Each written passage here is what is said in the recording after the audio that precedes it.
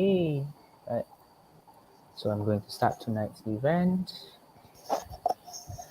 So good evening, everyone. Welcome to Speak Your Way to MUET live mock test. I, Henry of H2P4, will be the moderator for this seminar. Tonight is going to be an interesting night as we will be witnessing how great MUET speeches are prepared via our student speakers. Without further ado, I would like to introduce our speakers tonight. For our student speakers, please welcome Beh Jianyan from H1P5. And next would be Nisha Melvina Tara from H1P2. And the third speaker, but unfortunately not here tonight due to line problems, would be Nur Christina Shafika binti Shamsul Anwar from K1P5. And lastly, also due to connectivity problems, Mr. Usama Ubaidillah from F3P1. So joining us today as well is two wonderful lecturers from the English language unit. First one would be Madam Zanira, a senior lecturer and teaching MUET since 2000 and an alumni of Louisiana State University. And the next one is Madam Madeline, originating from Kota Kinabalu, Sarawak, and equipped with a bachelor's in education, teaching English as a second language. She has been teaching matriculation English and MUET for 14 years with an keen interest in communication skills in English. So to brief everyone on the flow for today's program, we will be conducting it in two parts. So the first part would be individual presentation and the second part would be group discussion. Both parts will be conducted in the same following sequence. First, questions will be given to the candidates. Next, the questions will be shown to the audience while the candidates prepare their answers. Then the live mock test will start. Finally, the lecturers will provide their comments and feedbacks. So, dear student speakers, dear audience, and dear lecturers, are you ready?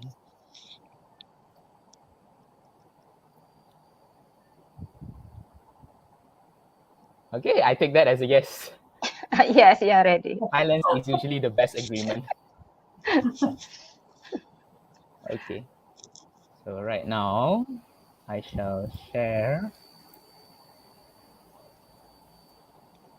So, unfortunately, due to the connectivity problems that we had previously, so we are going to show you guys a pre-recording that we prepared before, which features all four of our student speakers doing a simulation of the MUET speaking test. Right. So hopefully you guys can enjoy the performance.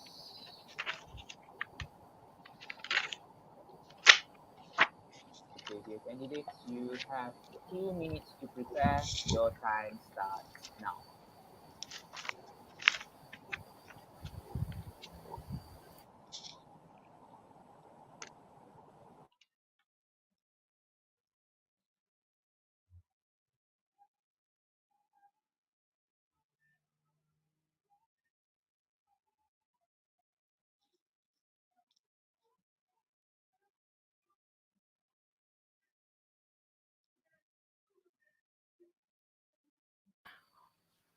On a second thought, I would like to ask our lecturers and candidates, since we are already using a pre-recording, would you like to skip through the mundane process of students preparing and go right into the interesting parts? Yeah, I guess that will be fine. I'm fine with that. Okay, excellent.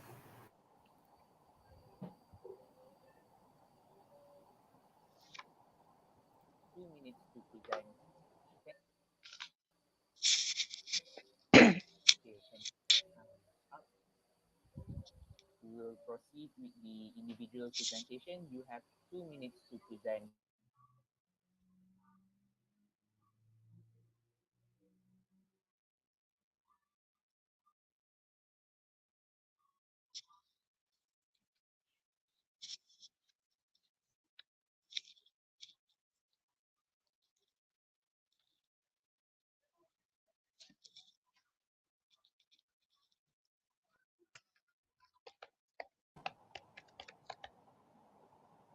Moderator, can we check the sound?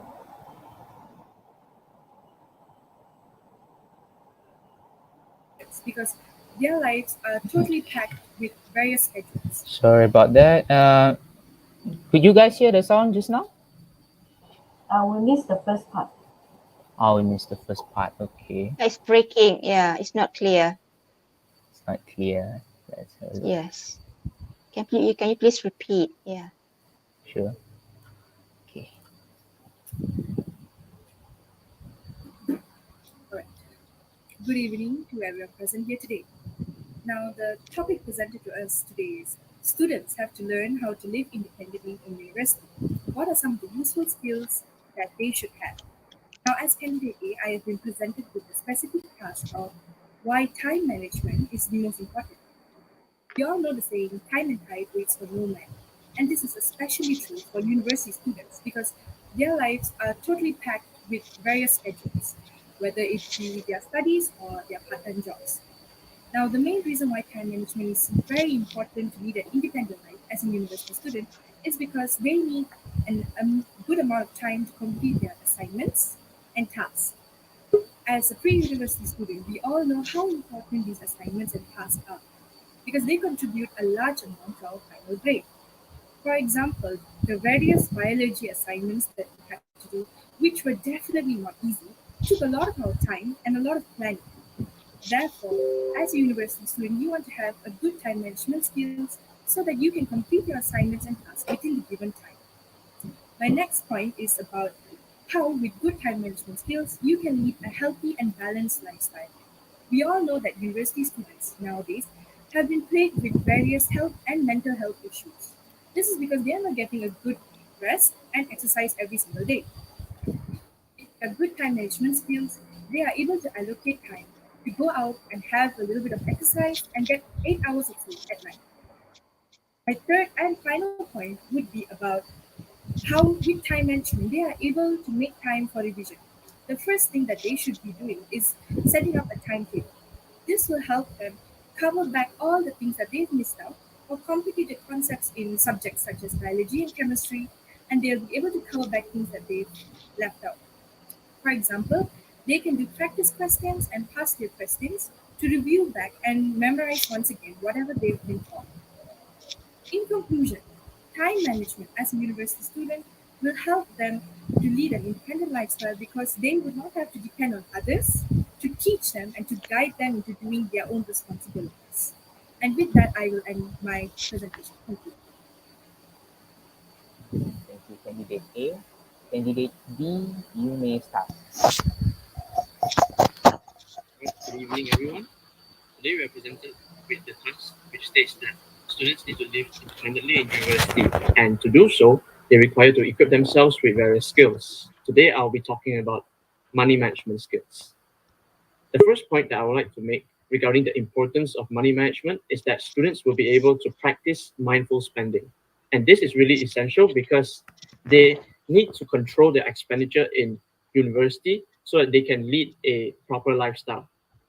They can do so fairly easily by first planning their budgets and prioritizing their needs over their wants. For example, if you're running low on money and you need to buy food, you obviously save up for your food rather than investing in the latest gadgets. This is really important because you are all alone in university and you need to support yourself. So prioritizing your needs over your wants is really important. Secondly, by managing money well, you are able to save up for an emergency. As we all know, tragedy can strike us at any moment. As you can see lately, we have never expected Selangor to be hit by such a horrible flood, which caused many people to lose their homes. And in a similar context, if you are struck by tragedy in university, for example, an accident, a freak accident, you may need to cover hefty medical bills, and you do not want to burden your parents just because of that. So by having a emergency fund, you're able to ensure that financial, all of your insurance aspects can be covered financially. Third, you can invest yourself in self-improvement if you have saved up a sum of money to do so. Now, by self-improvement, I mean signing up for courses, seminars, although not limited to those. This is essential because as university students, we do not just focus on academics, but also we try to improve ourselves holistically. So maybe you can learn a new skill such as data science, data processing, or maybe you can just sign up for a mental health talk. Anything that enriches yourself Candidate D, and time's up. makes your university life better is going to be really important. Now that's all from me. And I just want to say money management is really important to ensure financial stability in university. Thank you. Thank you, Candidate D. Candidate C, you may start. Good evening, everyone. So today we are given the task to talk about how to live independently in city, and I will talk about useful skill is to dress well. So we know that during our primary school and secondary school, we are asked to wear our uniform, and this is it shows that dressing well is actually a something basic because we need to dress accordingly. Depends on the event. As an example, if we are going to lecture classes, of course we need to wear uh, something that is nice and that's actually suitable for the class. Because, as an example, if someone actually just wears hoodie or maybe sweatpants, they seems like they are not actually trying to attend the class. Maybe they just attend the class lazily, and maybe they will just go to sleep while attending the lecture. And dressing well is actually something that is important because it can actually help to get a good impression from our lecturers. And we as a student, we need to take a good care of our etiquette as a student and etiquette in learning. Next, we need to dress well because just like in matriculation, we cannot dress lazily and we need to dress formally. As an example, we need to wear maybe baju kurung or a something that covered all of our body because it's just like I said before, we need to dress accordingly and we need to follow the dress code. And as an example, if someone wears something that is maybe too tight, that will actually uh, bothers the others too because maybe they're not comfortable by it and maybe the lecturers or the teachers are also not comfortable by it. Other than that, when we dress well, we can get used to it when we are going to work. And because we can see that people going to work, they wear something nice, right? They did Candidate not C, dress time's up up. easily.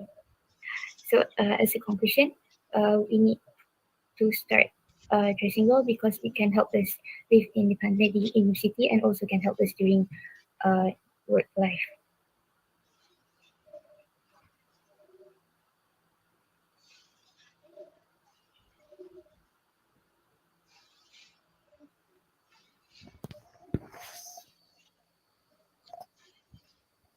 Okay, so that would be the end of the first part.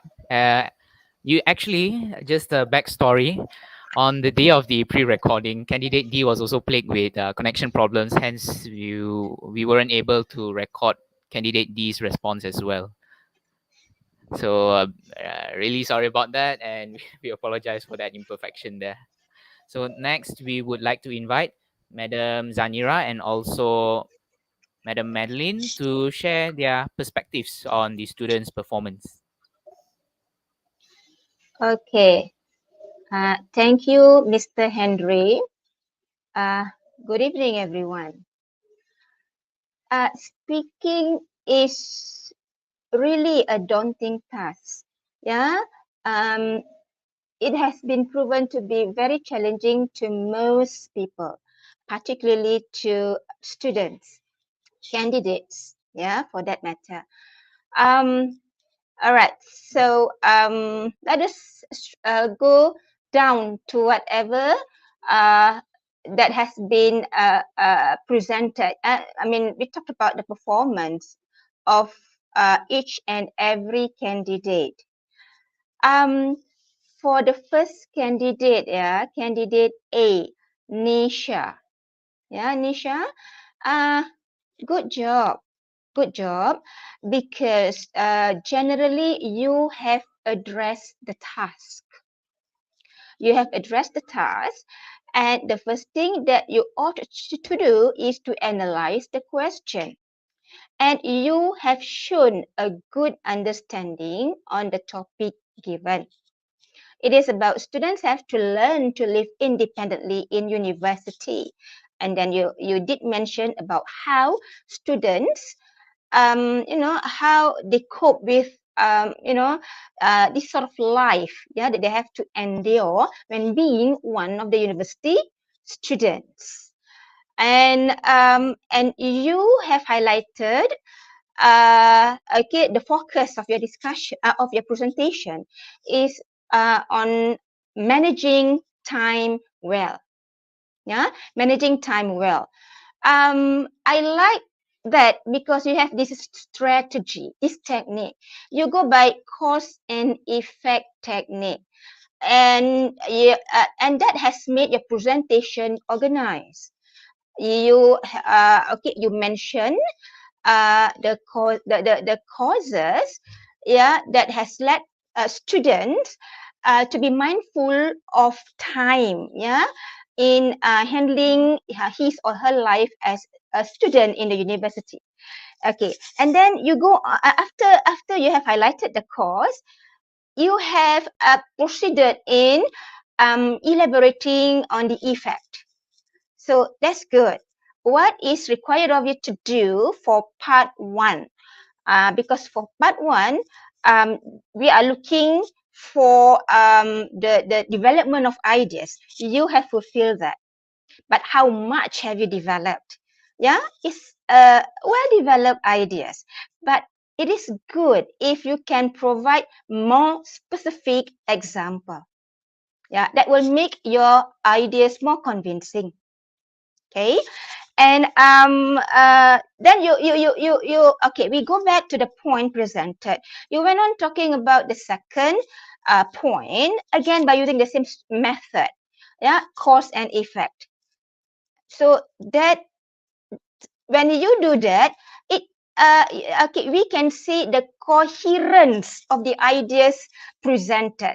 It's coherent, and with the use of linkers. Yes, please, dear candidates in general, please make good use of linkers, but don't just simply use linkers as you wish. It has to be appropriate linkers that can communicate your ideas better. So that it can help you to to make your ideas presented more coherently and smoothly. So Nisha, you have that. And the third one, when you talk about revision, that too it has fulfilled the task. And yes, we are here not to give you the specific band. We're just going to give you comments in general, and you have fulfilled the task well.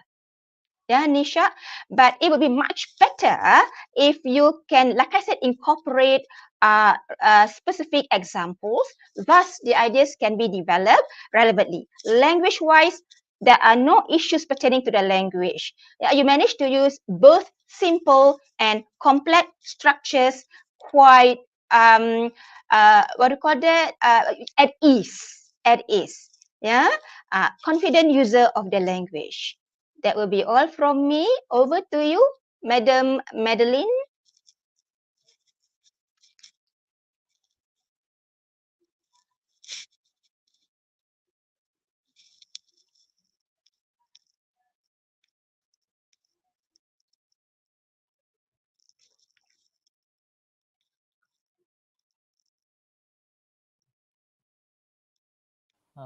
Sorry, madam. I think you haven't unmuted yet. Hold on. Let me remove. Okay. Let me undo. Okay. All right, people.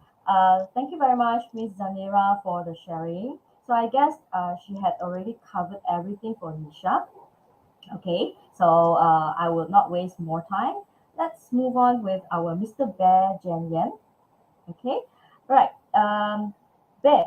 Okay. I would like to say that overall, your presentation was a good one. Okay. And as what Miss Sanira had mentioned just now, task fulfillment, the requirement of the task is one of the most important thing in your speaking, because you have to talk according to the topic given to you. So in order to address to that topic, right, you should be able to mention the ideas that is appropriate, and it has to be related to the task given. Well, I have no problem with that one. It was a very good development of idea that I see. Okay, and I would say that the flow of the idea was very smooth, which I feel that as a listener, I would be able to follow exactly what you are trying to tell us. So from your first point, you mentioned about practice mindful spending. Okay, so not to forget, your main idea is to talk about managing money well, right? So you mentioned the first point as the students need to practice a mindful spending. You managed to mention and develop the ideas by telling us why do they need to do that. Okay, you mentioned that they need to control their financial in order to have proper financial lifestyle, and then you give example. Okay, you gave example as what Ms. Zanira said, a strategy that was used by Nila just now. You mentioned about the cause and effect. So that is actually a very smart way of you telling your audience what you want them to know about the topic. So I have to say that it was a very good idea. The development of idea is clearly presented to us. And what I have to say is, if you are doing your presentation, right, it is very important for you to be able to give us some meaningful development of ideas. Okay, you don't just mention things as if like you just talk about, oh, why do we do this, and then you touch and go. You never go in detail. Why do we do that? What is the impact if you don't do that? And you should give example as what we had said, yeah. Okay, to all the audience out there. Um, so the ideas are appropriate, and if you notice, if you follow, he actually mentioned three main ideas. Yeah, he mentioned three main ideas. So the second main ideas are is safe for emergency, where he gave an example. Okay, what I have to say about the example here is he gave us a real life example. He mentioned about the flood in Selangor, and this is a current issue, and you can actually get credit for being alert about what is going on and use some example that is current. Okay, good. And the last point, he mentioned about self-development, and he mentioned about signing up for courses, and all these things are related to a student. Okay, that they have to save their money not just for the sake of their academic. They have to actually put the money, spend it on other self-development things. Yeah. Okay, so I have no problem with the ideas. They are relevant. They are very appropriate, and they are clear. Okay, so when it comes to the fluency of Mr. Bear, yeah, I would say, okay, a fluent speakers should not contain pause. I mean, too many pauses. Like you have, use words like good morning. Today, I'm going to talk about. Okay, so this is what we call pauses. Yeah. So when you have all this, we would see this as affecting your fluency. Okay, try not to have too many of this. Yeah, we have to say that sometimes when we are thinking about ideas, or perhaps we are thinking about the right word to say, we tend to have a lot of pauses. Okay, it happens not only to you but to me sometimes. But if possible, try to reduce that because it affects your fluency. One way the examiner detect whether this candidate is fluent or not fluent is through the pauses. The speed, the pace of how you bring out, how you say the ideas that you want to sell. Okay, so I don't find that problem with Mr. Bear. And apart from that, language, okay, I have not much problem. And if you notice that I mean, he managed to use words like we need to save money for food rather than gadgets. You need to prioritize needs. All these are some kind of like a vocabularies that speakers use, and examiner will be able to sense that, oh, okay, the way you put words together, the way you play with the words, it shows your level of language. Okay, your proficiency of language. Yeah. Okay. So overall, that's very good, Mr. Bear. Okay. All right. And can I add on something? Yeah, Yes. Yes. Miss Madeline. Yep. Yeah, I totally agree with you. I mean, in agreement with whatever you have commented pertaining to base presentation, and adding on to that would be in language. Yeah, in terms of the language aspect, you can they has the ability to use low frequency words. Low Yes. frequency words, and it is aptly used, appropriately used. Okay, and when you listen to Bay presenting the ideas, you can tell that he's a confident use of the language, and there's some kind of sophistication, yeah, in the Yes. structures, yeah, okay, in the structures used, mainly complex structures. Yes. So keep it up, Bay. Yeah, just adding on to what whatever Miss Madeline has commented. Okay, good job. Thank you. Okay. Yep. Thank you, Miss Madam Zanira. Zanira. Thank you, Miss Madeline. Thank you. Okay, keep it up. Yeah. Okay, Miss Zanira. I'll continue with the comment for candidate C. Yeah. Okay, candidate C, Shafika. Am I right? Okay. All right. Okay. So, Shafika, if you listen to how she presented her speech, right, you could actually find that, okay, um, there is some kind of like pauses in between her speech. Okay, like what I have told about Mr. Bay's presentation just now, right? A fluent speaker should not contain too many pauses. Okay, but if you, when you are talking and then you have a lot of good morning, okay, that is a sign that this candidate is not really a fluent users, okay, and she might not be that comfortable with the language that she's using. Okay, so this is a sign that examiner will detect first. So as I say, try to reduce all the pauses. Yeah. Okay, talking about the points here, I realized that when Shafika mentioned about, when Candice mentioned about the main ideas that she was trying to tell us, right, which is to start dressing well, I noticed that I kind of like, what did she say? No, what was she saying? Okay, so that is a sign that the candidate's pronunciation, one, the clarity of the language, the way you announce word, it's not clear. Okay, try not to swallow the words that you say. Instead, like, open your mouth and say it out loud.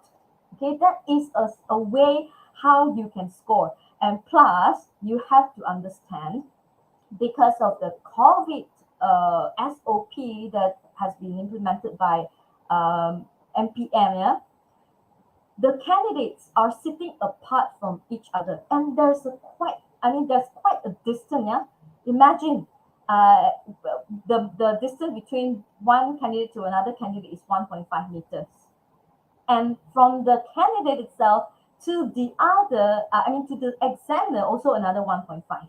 Imagine if you were candidate C, and then you have to sit 3 meters away from the examiner. But the way you say words, today I'm going to talk about, like, imagine whether they can hear you or not. Okay, you have to imagine that. So if they can't hear you, they can't hear you. It is not their fault. It is your loss.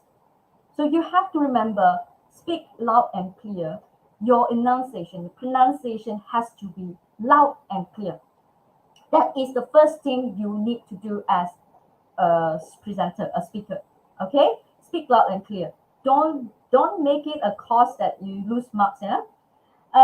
If you look at the ideas that are presented by candidate C, Ms. Zanira, I don't know whether you agree with me or not, but I feel that the ideas are repetitive. Exactly. Yeah, it's like Okay, the first point you mentioned about primary school and secondary school student, and then you have to wear uniform. So, what is the importance of wearing uniform? It was not being clearly stated. Okay, and the second idea you mentioned about take care of the etiquette. Okay, but what is it about? Why do you have to dress formally? Why is it that you have to you have to wear baju kurung? Why do you have to follow the dress code? Why is it not too tight, not comfortable? And then how is it related to what you're going to dress for work later? It is not clearly mentioned. So this is what we call the ideas are addressed, but it is not being thoroughly discussed. Okay, so if you notice, it's actually a repetition of idea. We will see that because you did not develop the idea based on the importance of the ideas, but merely by giving us some example, like primary school student, you have to wear dress accordingly to the event. Why is that important? It was not being explained, and to me, these ideas are more or less the same. Some repetitive of ideas. Yeah, I didn't see the importance of it. Yeah. Um, so in terms of the confidence, you can actually see, yeah, when you have a lot of gaps in your speech, that is also a sign that you are not confident. You are not comfortable using the language. Okay. All right. Ms. Zanira, do you want to add anything pertaining Just a to the little bit. language, maybe? Yeah, thank you, Miss Madeline. Just a little bit on the aspect of just now you mentioned about being comfortable of herself. But first, your initiative is acknowledged, yeah, Shafika, because you keep on presenting. Yeah, you keep on presenting. You did not pause for long. That the effort is acknowledged. All right. So keep it up. But you have to, because a good presentation, when you speak, one of the good criteria that you should observe would be you have to try to make your presentation captivating, engaging. Yeah, and it has to come from you, and of course the way you deliver, and also the substance. Yeah, the ideas have to be well substantiated. That what is lacking in your presentation. Yeah, the ideas are relevant but not consistently relevant, like Madam Madeline has mentioned about gaps. Yes, there are gaps in the presentation. Yeah, and that sometimes has made us stop for a while and ponder. Yeah, what is it? What? How is this linked to useful skill? In the university, living in the university. So when you talk about skill, it is something that to be used in a long run. Like but Miss Madeline said that it has for future reference, future use. But that part is missing. Yeah, the link is missing. You are just merely telling us. You do not show us. So that is the thing that is the information that you have to take note of and improve on it. Yeah, so be comfortable with yourself. Yeah, and present confidently. And when voice projection, according to Madam Madeline just now, voice projection is one of the signals, one of the indicators or yardstick to tell whether you are a confident language user or otherwise. So speak louder. Yeah, because just now if it's very obvious that you're not comfortable of yourself, yeah, you believe you have butterflies in your stomach, but then again it happens to everybody. Yeah, but good attempt. Yeah, Shafika. All right, keep on improving. Okay. Thank you. All right. Can I add one more thing there? Okay. So when you are doing your individual presentation, please be mindful that the situation given to you, right, as possible, try to relate it with your points. Okay. Because it says the students have to learn to live independently in university. So what are some of the useful skills they should have? So you must try to address the situation, which is to live independently in university to your topic. For example, talk about dressing well and how does it like relates to live independently in university. Okay, so this one must remember, yeah. Okay, that's it. Okay, thank you, madams. First question of the day, madam, from Eddie. Okay, so how many main ideas? What was asked by Eddie is how many main ideas are suggested for the presentation? Zanira, you want to answer? Okay. Or? Over to you. Okay, all right. So when students ask me this question, the first thing I will ask them, I will tell them, we talk about quality. We don't talk about quantity. Don't count the number of ideas as when you are doing your presentation. But instead, as I have said just now, and what Ms. Zanira had mentioned, you should actually develop the ideas substantively, meaning to say you have to try to provide an explanation of the idea in a very clear say say something that we need to dress well or we need to manage money well. And why? Because we need money. Why we need money? Because money is important. That is not some substantious. Okay, that is not meaningful. What meaningful is you must tell us we need to manage money. Why? Okay, because we can use the money for what purpose? Okay, and then you give us example. How does the money comes in that particular situation when you need it? Okay, so it has to be in depth instead of counting of, okay, I have 3 ideas, I have 4 ideas, I have 5, I have 10 ideas, I can talk about 10 things in 2 minutes. It will not give you anything if it is not meaningful. You have to remember this. Yeah, please don't count the quantity but count the quality. Okay. Yeah, however, it is safe to say for you to prepare at least 3 points. Yeah, 3 points. That would be ideal. It's not about counting the number of ideas, but you're given 2 minutes to present. Yeah, unless you are such a proficient presenter. Yeah, and you're very good. You're a very good user of the language. So with 2 points, it shouldn't be an issue because you could elaborate, you could have enhanced it with examples. So that would be what do you call that? That would be okay, yeah, for students who have the language. But for the others who are struggling with the language, please prepare with three points. Okay, if you just prepare 2 points, and what if your 2 points only one is relevant, the other one is not relevant? You are losing out. So might as well you settle for 3 points. That would be ideal. And should you have issues with the second point when you develop the second ideas, at least you have another one to fall back on.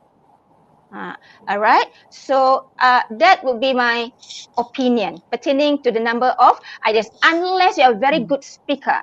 Yeah. So with 2 points, with good elaboration, you still deserve. If you deserve to achieve a higher band, of course, we will merit you with a higher band. It depends on the type of speaker you are. Thank you. Yes, I agree with this, Zanira. So yeah, just try your best, and the 3 ideas is a good strategy. Yeah. Okay. Right. Okay. The second question before we move on to part 2 for today's event. What can we bring for MUET speaking and what we cannot bring? Okay. So, Ms. Zanira, I'll answer that. Yeah. So, if you're referring to the belongings that you are taking to the hall, right? Of course, you shouldn't bring a bag. I think this is commonly known by students in KMNS that when you go for exam, you don't bring your bag, not even your handphone.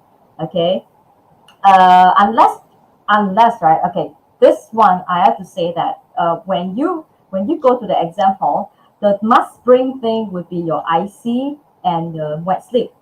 So if so happen your wet slip, okay, you can't print it out, right? You only have that soft copy of your wet slip in your phone. So that's the only thing that you can show proof that you are the candidate. Okay, never mind. You can bring your handphone for that particular purpose.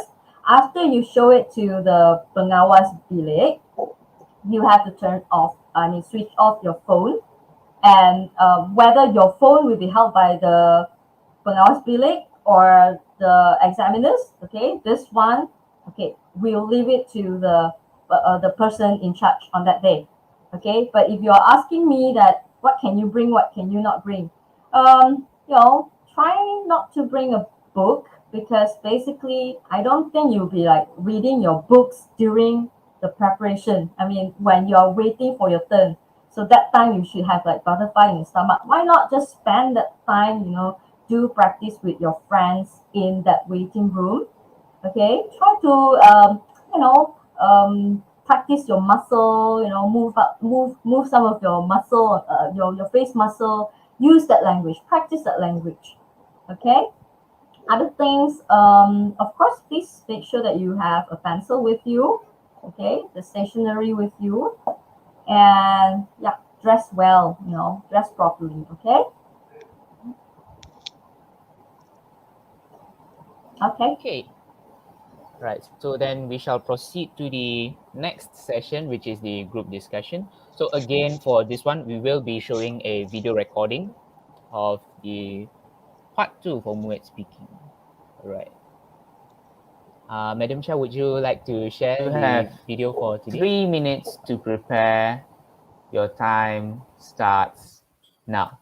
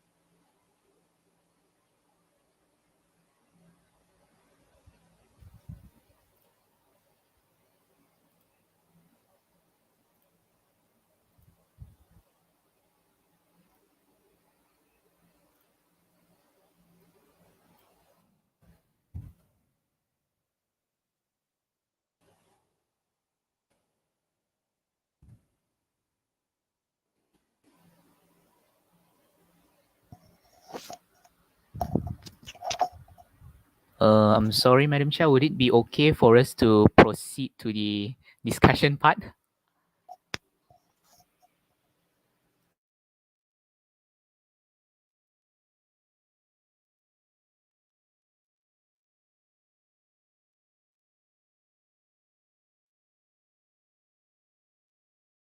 Do so politely. Ask. Okay, yeah, that's the part.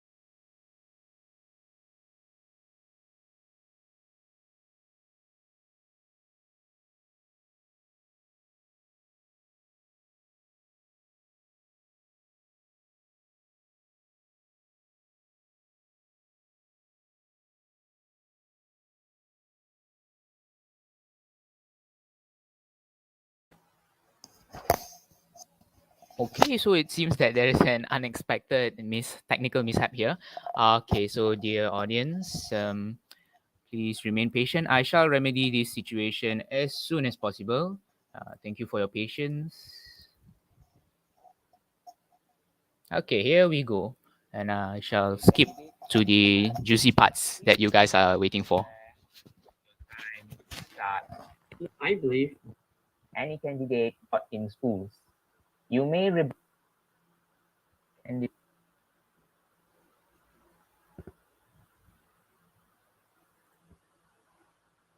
candidates times up. Now we will proceed with the group discussion. You are allocated 8 to 12 minutes to discuss some soft skills that should be taught in schools. You may rebut points from other candidates, but please do so politely. Ask for their permission and proceed when permission is granted. Any candidate may start now.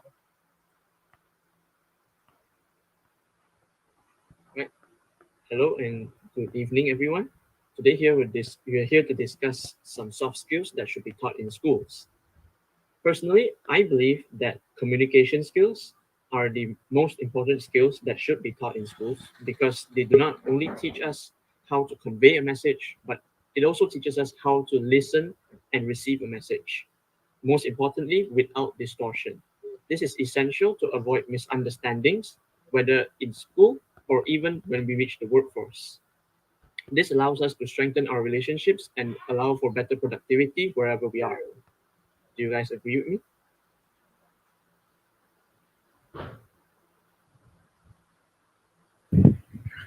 Yes, candidate B, I agree with you because without communication skills, things will easily go haywire when a wrong message is delivered across.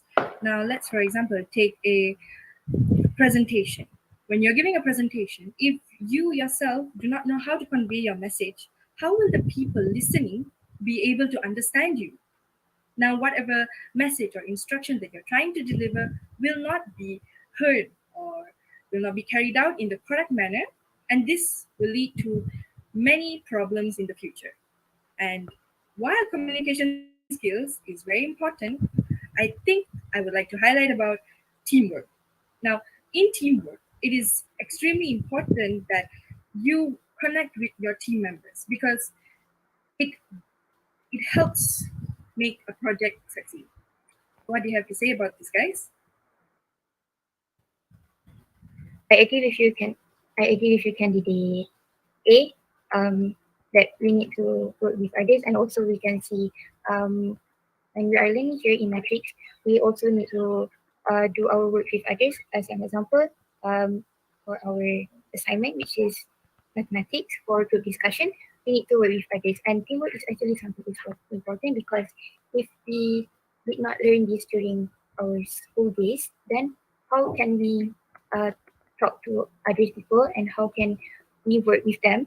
And if we cannot achieve a good teamwork, then we will actually get a lower marks in our matrix. What do you think, candidate B?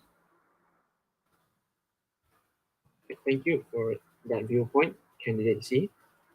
Yes, I do agree that teamwork is an essential element in school as it is sort of the tie up or the glue that holds everyone together. But I would also like to highlight back to my point that I think in a team, communication is actually essential as it is the catalyst that allows team members to communicate with each other and tell them what to do. Like, let's take, for example, again, the floods that happened recently.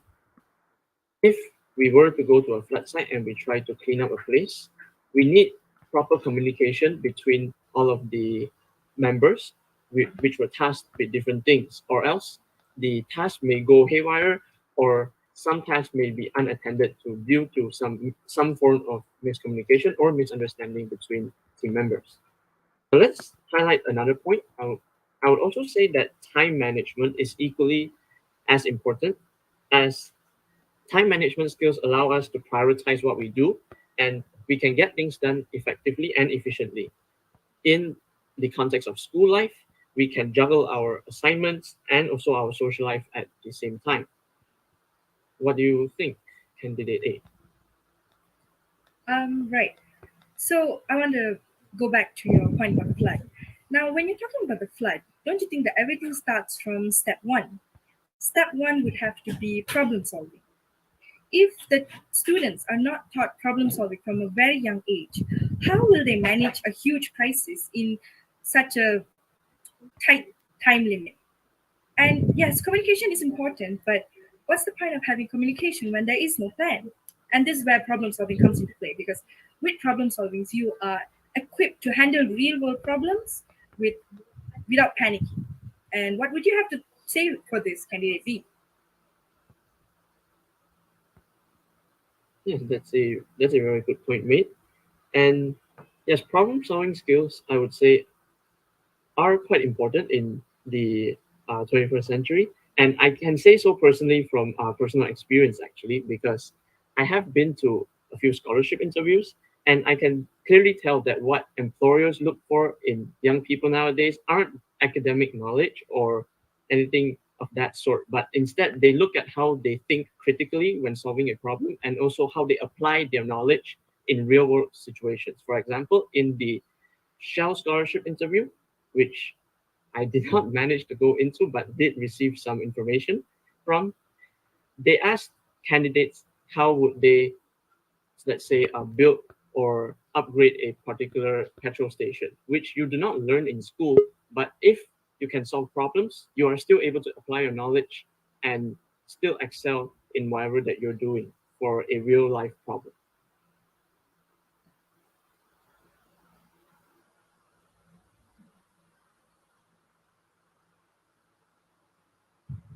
Right. So, candidate C, um, I would say that time management, as candidate B said earlier, helps to get things done quickly. And yes, I agree with that to some extent, because without time management, you will not be able to finish your assignments and tasks in the given time. And earlier, you were speaking about school life. Would you care to elaborate on this time management, candidate C? Okay. I think time management is also an important skill that need to be taught in school because when I was in secondary school, I joined many competition and I think it is kind of hard for me to manage my time. And so I think this is why school need to teach students how to manage their time wisely because as we all know, they will be go through many examinations and also they need to join a lot of competitions to get the certificate. But I also want to relate about the self motivation. Okay, if someone knows how to motivate themselves and know how to calm themselves, then they can actually manage their time wisely. As an example, if someone just give up and do not want to do something, then of course they will get left out and they do not have enough time to do the work given and they will get uh the teacher will get mad at them and they will get stressed and such. So self motivation is actually very important because self motivation can actually relates about everything examination, continuing study, continuing our life, and we can see that the statistic on 2021, the number of people actually suicide is very high. So self motivation is actually very important because they need to know how to calm themselves and motivate themselves to actually continue their life. What do you think about this candidate?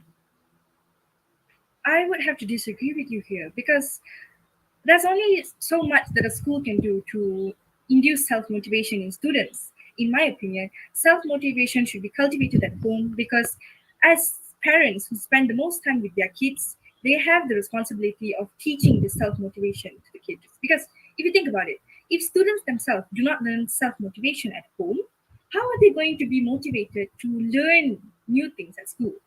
And that's why I believe that self motivation isn't really something that should be taught at school. What do you guys have to think about this?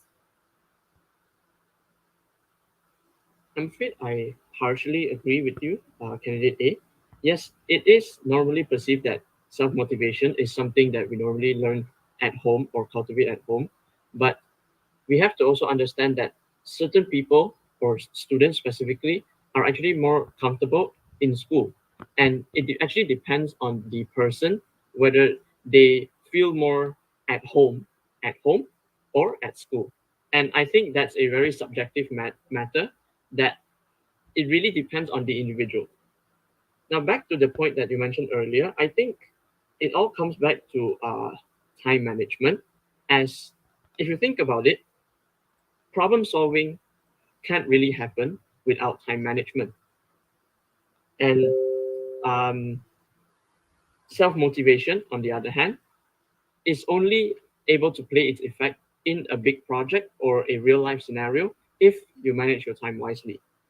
So I still believe that although all these skills are important in a student's life, I think time management is something that is most essential and also easiest to cultivate at school.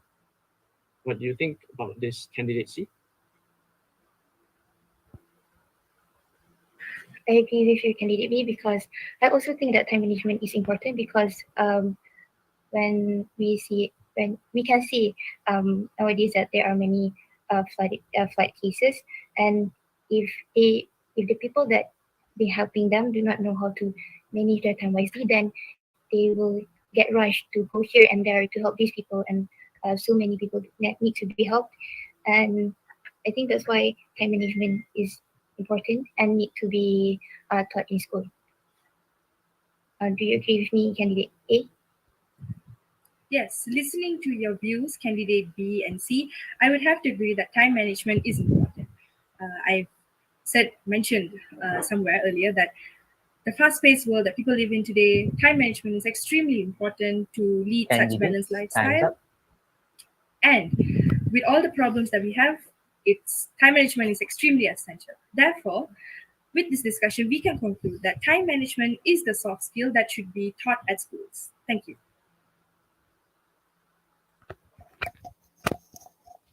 Okay, so that is all for part 2 group discussion. Now we shall continue to the lecturer's comments session. All right. Madam Zanira or Madam Madeline, would you like to start? Miss Zanira, would you like to begin with the comment first?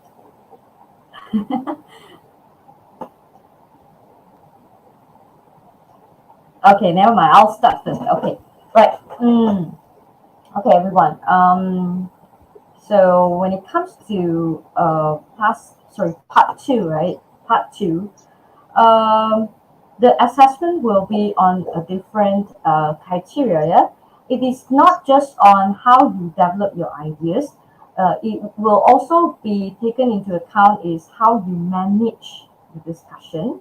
Okay, the language, and plus one more, your interactive communication skill. So when you are doing your group discussion, it is very important for you to show your interest towards the discussion. You can't just, continue with another presentation. So when it is your turn, you just tell people that, oh, I think this idea is the best. Yeah, what do you think?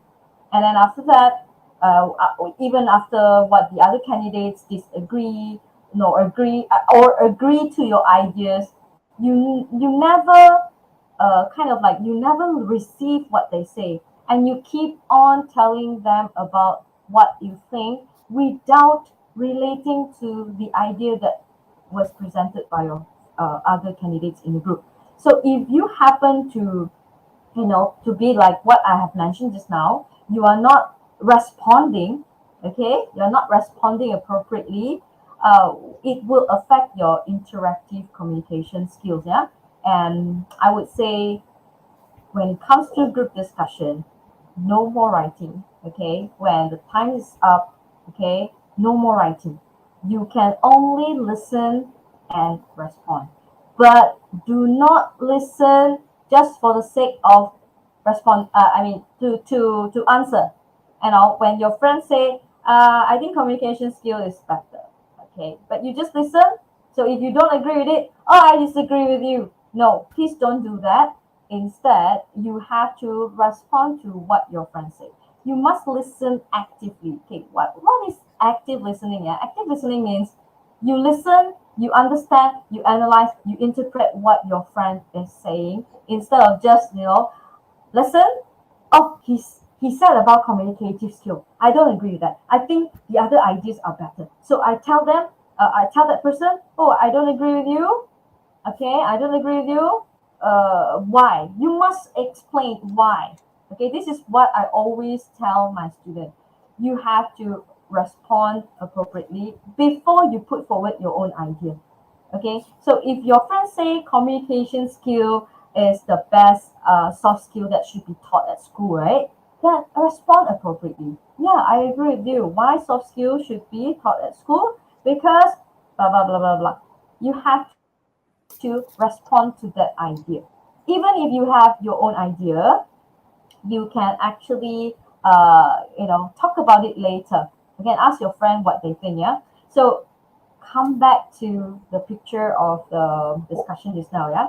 So the whole conversation begins with Mr. Bear, right? Okay, Bear, candidate B. He started by mentioning that communication is the soft skill that should be taught at school, right? So he did mention about things, and then he hand over he passed the baton to the other friends. Okay, so that is how you do discussion. Yeah. Another thing that you have to take note is you don't spend so much time talking about one idea that you never give any chance to other candidates to talk. Just now, when I go through the group discussion, I realized that there is some interaction going on. Yeah, okay, there is an interaction going on, which means I guess most of the candidate here, okay, all three candidates, right, you are able to respond to your friend's task. So the interaction, communication is there, but it is still depending on how well you are able to maintain or develop the discussion given by your friend. So, like just now, candidate B mentioned about communication skill. Candidate A continued. Okay, candidate A agreed that communication skill, okay, should be taught at school. Okay, and she did give reasons why that should be done. Yeah, and then only she mentioned about the idea, which is teamwork.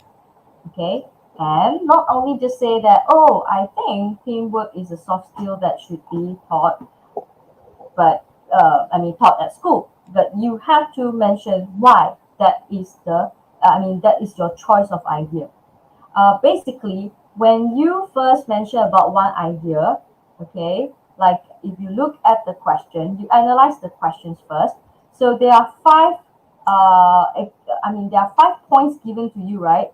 Okay, what you have to do is you must try to analyze all the ideas and try to know what would be the points that you'll be talking about when it is your turn. So whenever people mention about any of the ideas mentioned in the stimulus, okay, you are able to respond appropriately and accordingly. Okay, so this is why I say when you analyze the questions, when you read the question, look through all the points first. Okay, so put your priority. Which idea is the one that you prefer the most? So if your friend, like candidate B, said that communication skills should be the soft skill taught at school, then you can agree or disagree with that person, of course, but you must give reason. Then only you put forward your point of view. And your point of view might be the ideas that you think is the priority idea, the idea that you should prioritize in your discussion.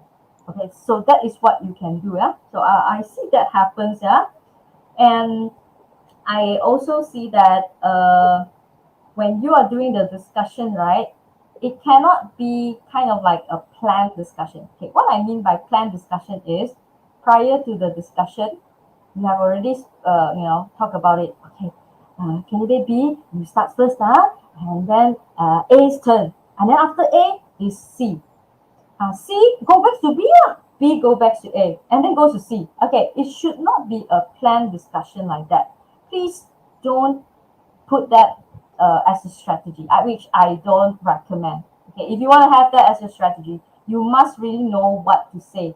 You don't plan everything prior to the discussion, because you might not know how that candidate is when it comes to the topic that is given to you, okay, during the test. Okay, so I think let's see if Miss Zanira has anything to say to add up for this one. Okay, thank you, Miss Madeline. All right, talking about strategy, Miss Madeline has brought up the issue on strategizing your discussion. Okay, to me personally, you still to devise some kind of strategy, to ensure that you are on the right track, because we're talking about speaking here. So you have to be able to know your role accordingly. But don't make it so rigid, so what do you call it, so rigid and so highly structured. But somehow or other, the idea of passing the baton to one another is evident in the discussion. And these two will help you to follow and maintain the discussion, because part two, it is about discussion. So when we talk about discussion, there should be interaction. You should be interacting with one another. So this strategy to a certain extent would be significant in order to assist, in order to give the chance to the weaker candidates to also express his or her opinions. So the least that can be done to that particular candidate is by her being prompted by the other more fluent or more proficient candidates. All right, but not to say that it is about helping the others to just simply partake in the discussion. The respective candidate, the one who can be the one who is actually the catalyst, or who has been appointed the catalyst in the group, of course gonna have to present his or her ideas first, and only then after that she or he can somehow or other direct the discussion, and by prompting this particular another candidate who has not partaken in the discussion to say a little something. Anyway, this is discussion. And it is good for all right, when you have the strategy, in a way, indirectly, you are aware where the discussion is leading to. But not necessarily like you have to speak first, and then you come back to me. Not that kind of strategy. Perhaps something in terms of, okay, I will present these ideas, I would be agreeing on this one, and then there will be another person that, for instance, you don't have to necessarily follow suit. But this is just my 2 cents. Agreeing, you agree to the motion given, and then of course there will be another candidate who will be agreeing to it, and continue with the discussion. It has to be parallel. Like what Ms. Madeline said just now regarding exploring something to do with that, exploring a point. Make sure the point is fully exploited. It is discussed in depth. Show your knowledge. That's what the examiners would like to see in you, to see that you are well versed on the respective topic. Okay. So all right. So when you present, and then when you manage to respond accordingly, that's the thing. Students, audience in general, please take note. The skill of justification is very important. Whether you agree or disagree or agree to a certain extent, you have to provide a reason, or reasons for that matter. That is when elaboration is seen in the discussion. Yeah, when you elaborate, it's not about one sentence or two sentences. Yeah, it should be a layering of ideas there to show that, yeah, all right, when we speak and when you manage to when you manage to expand the ideas by also giving example, just like in task 8 just now, it shows that you have this maturity. You has treated the task with sense of maturity. Okay, and just now in the group discussion, Nisha and Babe, the two of you, you have your own strength. Yeah, and if you are to be awarded a higher band, it is for different reasons. And in part 2, Nisha, you had been quite prominent, yeah, because the way you direct the discussion, I like that. Yeah, and then you had shown the ability to listen, not only to the previous points presented by the previous candidate, but you also managed to, like, to direct it to what about, okay, what been highlighted by candidate C just now. Yeah, that what you can see. So that's a very good idea. It's a very, very good strategy for you to somehow or other maintain the discussion in that sense. Yeah, keep it going. But you don't have to necessarily discuss all 5 points. And it is good for you to introduce a new point. That's a plus point. Yeah, you will get more marks, and because you have shown the ability, the skill, that you are a knowledgeable person. You're a knowledgeable person. But make sure the point that you've introduced in your discussion is the point that is relevant to the topic that you are dealing. Okay, that you're dealing at that time. You have to discuss. Yeah. Okay, in part 2. It has to be relevant. Don't just simply introduce any idea. Not only introducing, expanding it, and also try to persuade. Another skill that you have to have when it comes to task B, to part 2, would be persuasive skill. You have to convince the others to see the point from your point of view. And for part 1, you don't have to conclude. You don't have to conclude. You just simply present your ideas, yeah, until you are told to stop. But if you manage, you are very good at managing your time. You manage to conclude prior to 2 minutes. That would be good. Yeah. Otherwise, it should be okay. While for part 2, it is highly advisable if you are able to come to a conclusion. I said highly advisable. It's not compulsory for you to come to a conclusion, like what Ms. Madeline has said.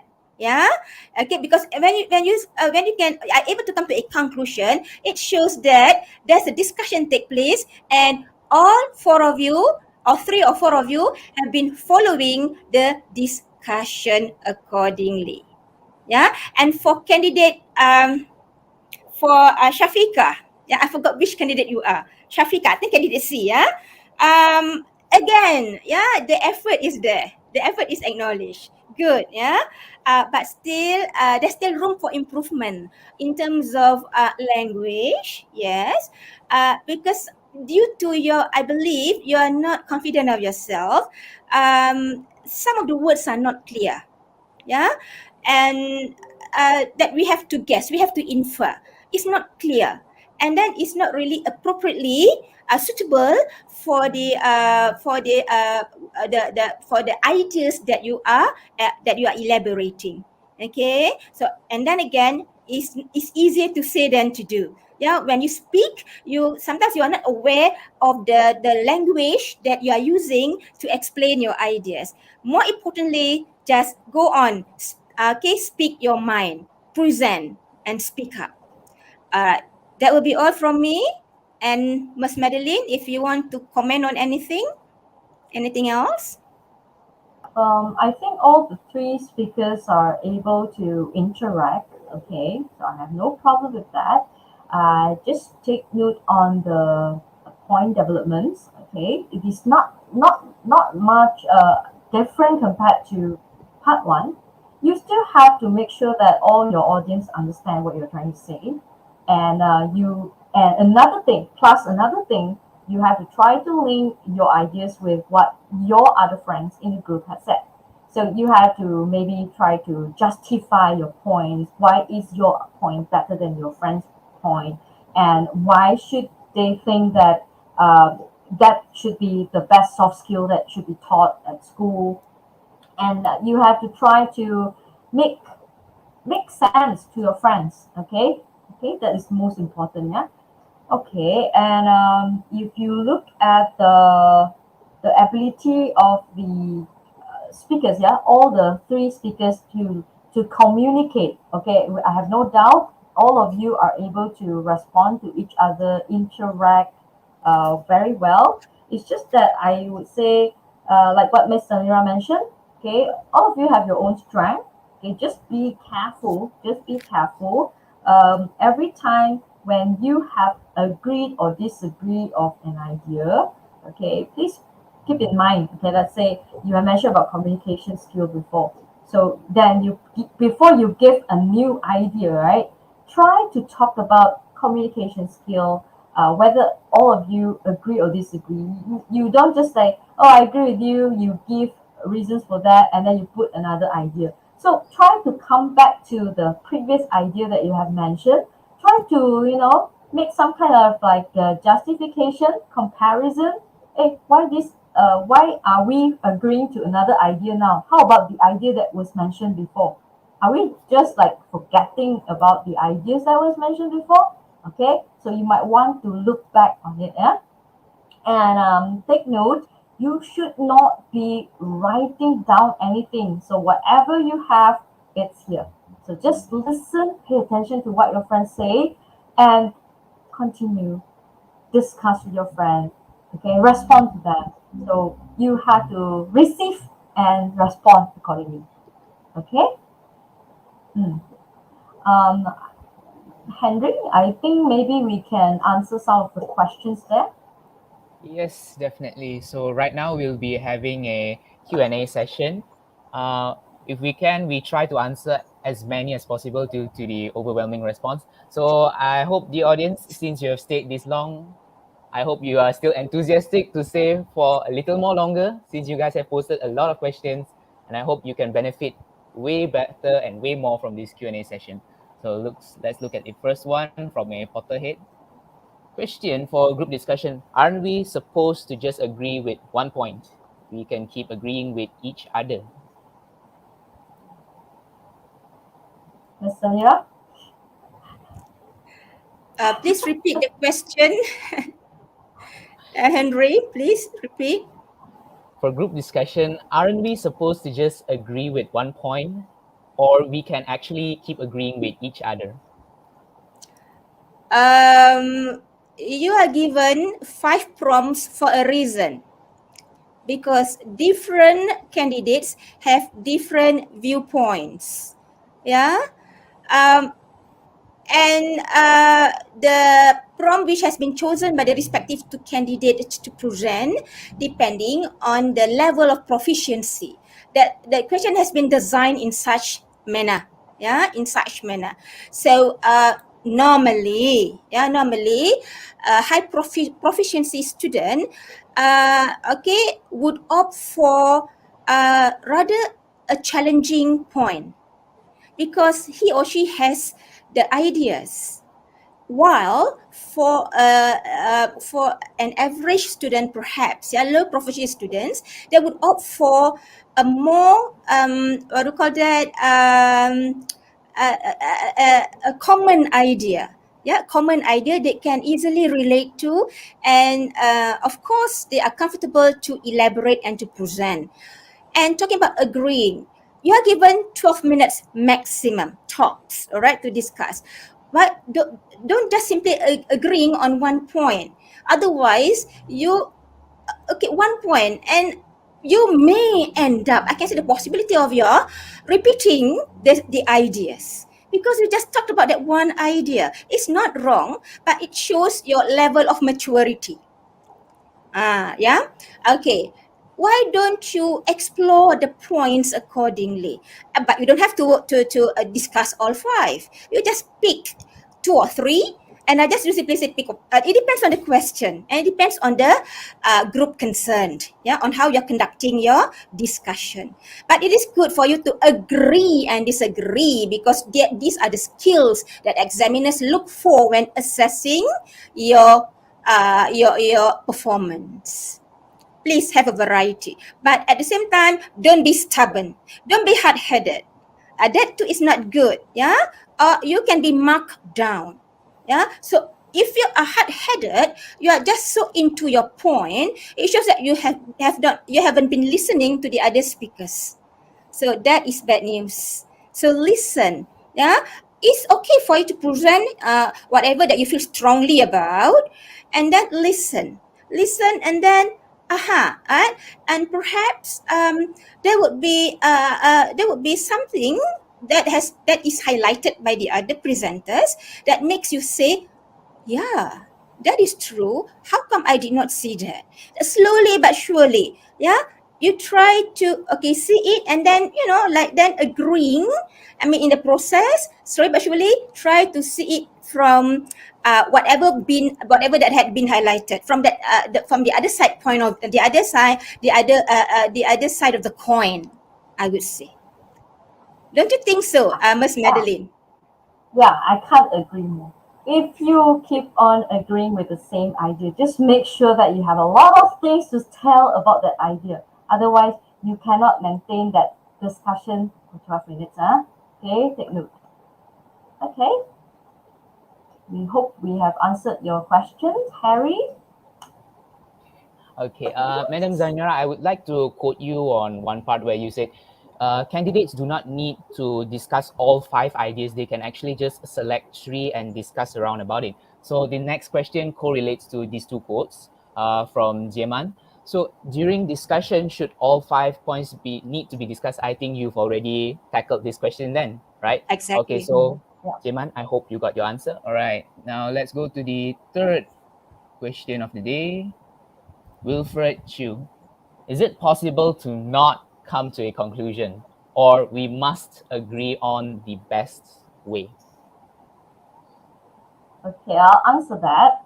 Well, a lot of times, students are asking me, is it okay if we don't have conclusion? Okay, time's up. Okay, the examiner says, candidates, your time's up. So what is your conclusion? You have not come to the conclusion yet. So actually, when we ask you to do a conclusion, we just want to test, check, how did you guys manage the discussion?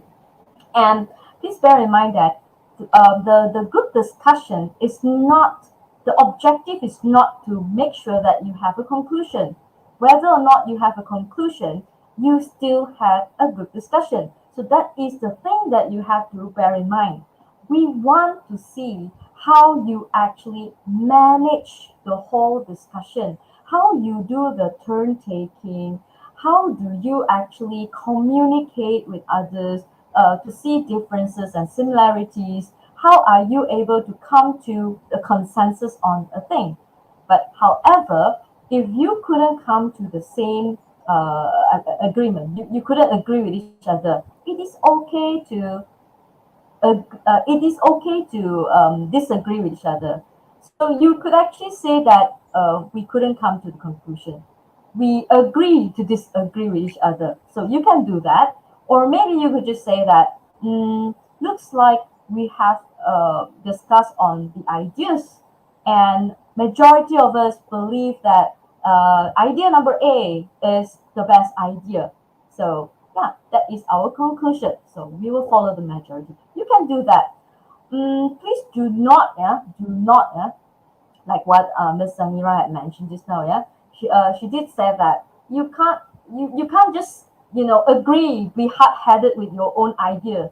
Whatever other people have mentioned on the ideas, right? You just couldn't listen. You don't want to listen. You just think that this is the idea and this is going to be conclusion. Okay, please bear in mind when you do conclusion, never ever say, well, I agree with this idea. I don't know about the others. What do you think? Yeah, how? Do not do that. So if you do that, it means you are not actually participated in the discussion. Okay, so that is not the right way. And I don't think the examiner will give you more time to continue with the discussion, because when you say, what do you think? I make this as a conclusion. What do you think? You want to agree with me or not? That is wrong. No, no, no. Okay. All right. Okay, so I'll connect this answer to another question as well. This is from Rix. So, if the group discussion devolves into a back-to-back disagreements, will marks still be given out? So, to quote back from Madam Madeline, I guess, if I'm not mistaken, so it's just to assess whether students know how to manage the discussion. So, even though they agree to disagree, which is a back-to-back disagreement, marks will still be given out to students due to their ability to manage the discussion. Is it? Yes, you are right. Okay. All right. So, Rix, I hope this satisfies your query. Now, next, let's have a look. Yes, this one, a very intriguing idea. Will I be getting a high band if I present my point using simple English, less or low frequency? I think, as in high frequency words instead of low frequency words, with some tone during presenting. So I mean, this question is touching on the language. Language. Yeah. Okay, Miss Language. Zanira. Okay.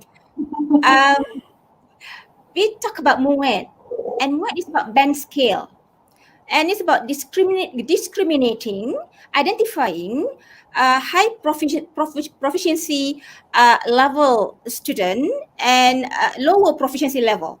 Yeah.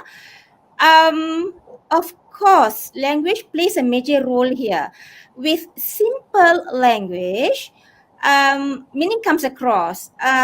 Yeah, you will get band 3 or band 4. Yeah, for band 4, we will start seeing complexity of the language. Yeah, for band 4. Band 4 is a combination of both simple and complex structures. I'm referring to language aspect only. Yeah. All right. And for band 5 and band 5 plus, we would be seeing a lot of complex structures. And for band 5 plus, throughout complex structures. Hence, to answer your question, using simple language, then again, yeah, you cannot be that ambitious. You perform within your capability, your ability. Yeah, there's no point for you to use big words. Yeah, low frequency words or commonly known, yeah, familiarly known bombastic words. It's pointless for you to use this type of words if the meaning doesn't come across.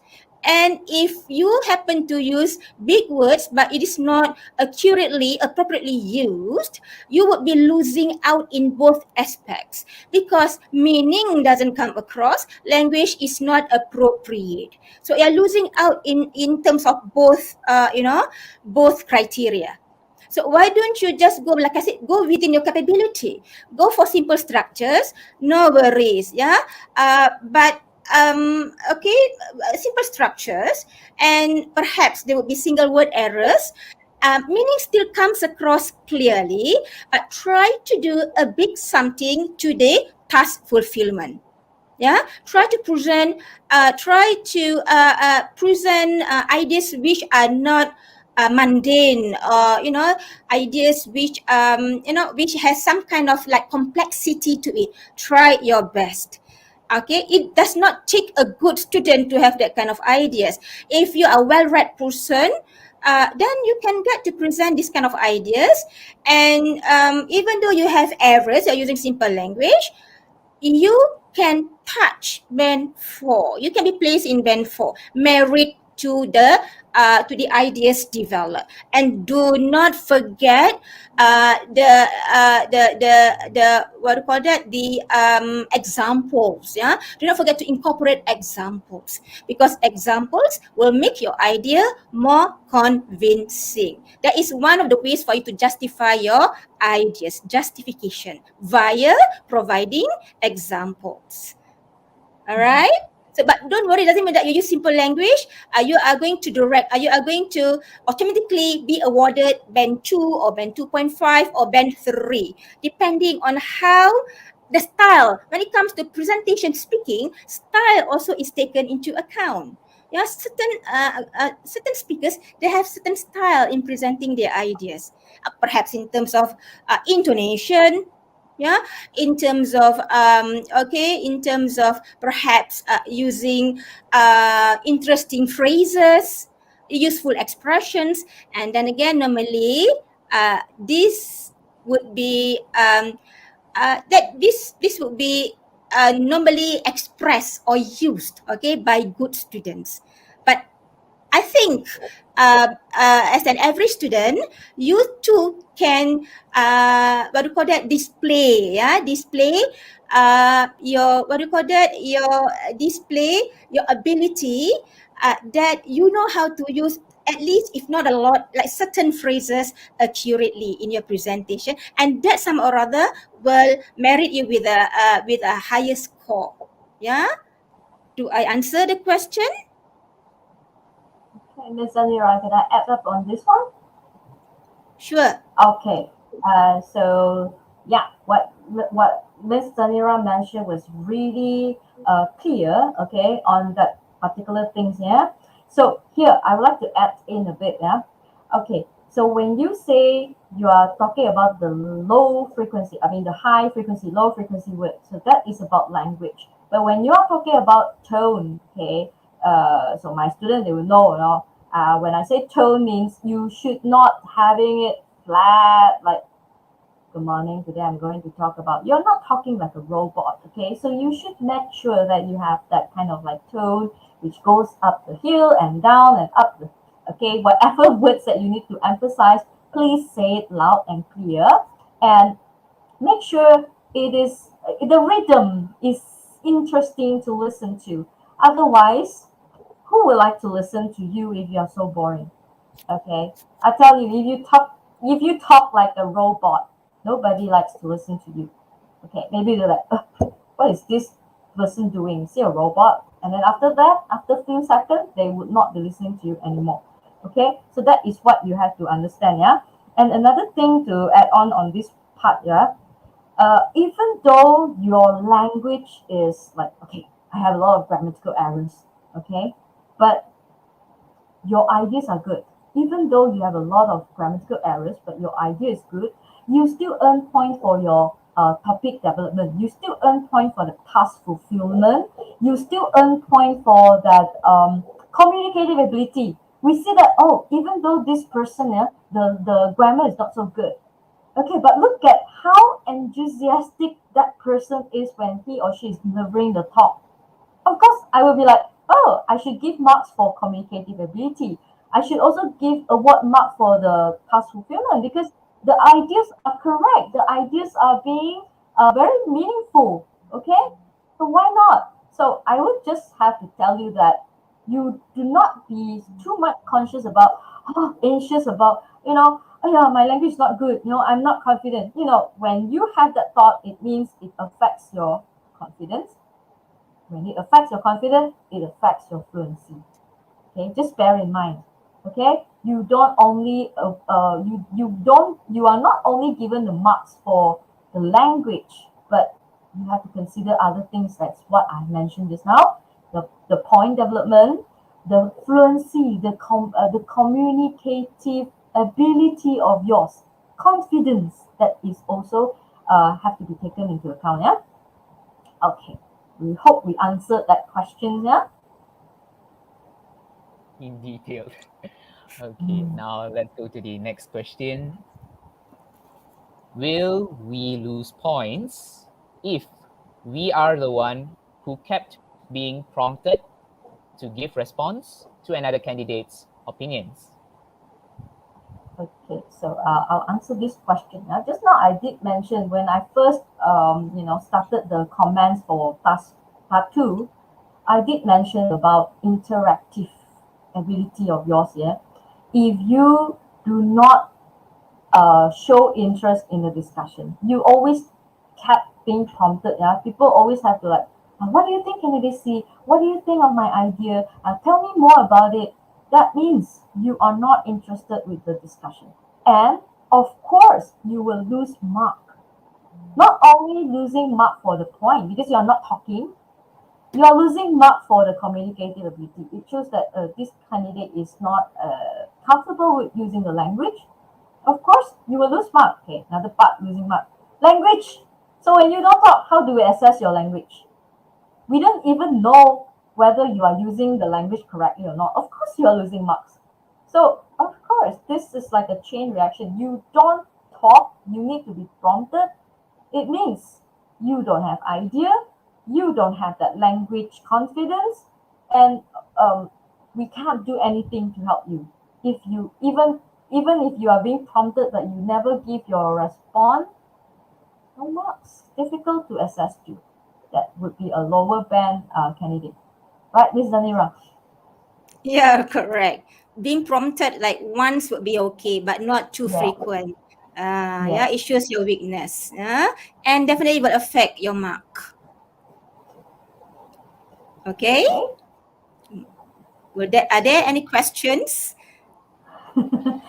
that we need to respond to? Okay. I'll try and skim through and see, maybe pick the ones that are perhaps the most interesting ones, or perhaps most of the student represents most of the students' concerns. So this is one of them. If the question asks about the benefits of social media, can we make another point about the disadvantages of social media as an extra point? The answer is no, because you have contradicted the requirement of the task. If it's of benefits, make sure you retain the idea of presenting only the benefits or advantages of using social media. Unless the purpose of you pointing out the disadvantage of it is uh, to make a highlight on the other point that you agree on the benefits. Unless that is the purpose that you want to do. But I would say no, Miss Anira. No. So just focus on the task. If ask Yes. you to talk about benefits, just talk about benefits. Yeah. Don't go against the flow. Huh? Yeah. Yeah. Yeah. It So could mean that you don't keep understand the yeah, task. keep to Right? the same focus. Yeah, keep very closely to what is required of you to elaborate and to present. Okay. Okay, Any last more? two questions. So this is the second last. Is humor a good thing to use for group discussion to help calm nerves of group members and set a lighter and not so rigid mood for the discussion? So Miss Anira? I okay. So I think it would be okay. It would be fine. Yeah. For you to spark some kind of say jokes or like friendly banters, I would say. Yeah. To lighten the mood. Yeah. To make the environment, the intensity of the group discussion less severe, to reduce the severity of the discussion. You can crack jokes, but do not overdo it. Do not overdo it. Yeah, but be like one liner, something like that. But anyway, it is related to the topic. It is related to whatever you are discussing, but not every time. This is a serious business and academic presentation, so make sure it is academically treated. That would be my response. Yeah, Miss Madeline, anything to add on? We're talking about humor. I think you know, we would enjoy, as examiners would enjoy, or anyone, I wouldn't say only examiners, anyone would enjoy something funny. But like Ms. Sanira said, do not overdo it. As long as you are still talking about that topic, should be fine. Okay, it should be fine, yeah. And I think it's good as well, try not to be so tense, in that discussion. Let everyone relax a bit and kind of like, if you are able to handle the discussion in a very natural way, it doesn't look like it is being plotted before. I mean, like being pre-planned. it should do. It should work well. Okay. Okay. But do you Any Well have more said. time to questions? joke around? The thing is that do you candidates, do you have time to joke around? Yeah. All right. Yeah. Everybody is under such pressure. Yeah, such amount of pressure. But anyway, the answer to that is whatever that we had just highlighted. Okay. And one more thing, because when you mentioned about this, right, I suddenly remember, some students could be very serious when they are doing a presentation. Not even a smile. Good morning. Today I'm going to talk about no emotion at all. Can you imagine listening to someone who has no emotion talking to you? I can't imagine that. We are human. Of course, you need to make use of your facial expressions. Yeah, don't be so stiff. You are not being punished for saying things. So please don't treat the discussion as like a punishment. Yeah. Okay. Right. Henry. Well said, madam. So keep things in moderation. Don't go over the extremes. Yes. Okay. Last one. Is it encouraged to ask a candidate directly of his or her opinion, or is it better to keep the discussion open and allow anyone to take turn? I would say the latter one. Allow anyone to take turn. I mean, if you want to make sure that everybody participates actively, you should have, allow everyone to participate. Anyone, unless you feel that this candidate isn't talking that much, you want to prompt him or her, you may ask their opinion directly. Okay, or unless you are really sure that that particular candidate that you are going to direct your question to, you are very sure that he knows what to do. He is ready to answer questions. Perhaps that would be a strategy that you can take. But I would say my personal opinion, I would say allow anyone to take turn. Ms. Zanira, do you agree with me? Yes, exactly. Yeah. Is the question that encourage. Yeah, it's not about encouraging at all. Yeah. You can prompt the others to speak or to express his or her opinion, provided you have presented yours. You have presented yours. Yeah, because this is about obtaining marks. Present, yeah, your viewpoints first, and then okay, MUET is a fast-paced session. Yeah, fast-paced session. So speed is very important. Yeah, so pass the baton, okay, to one another as fast as you can. Yeah, as fast as you can, and try to have try to partake in the discussion at least more than once, more than twice. Try your best. Yeah, try your best, because I mean, the number of times you are partaking in the discussion does matter. Yeah, it's not about counting how many you express your ideas, but somehow or rather, yeah, to show that you are an active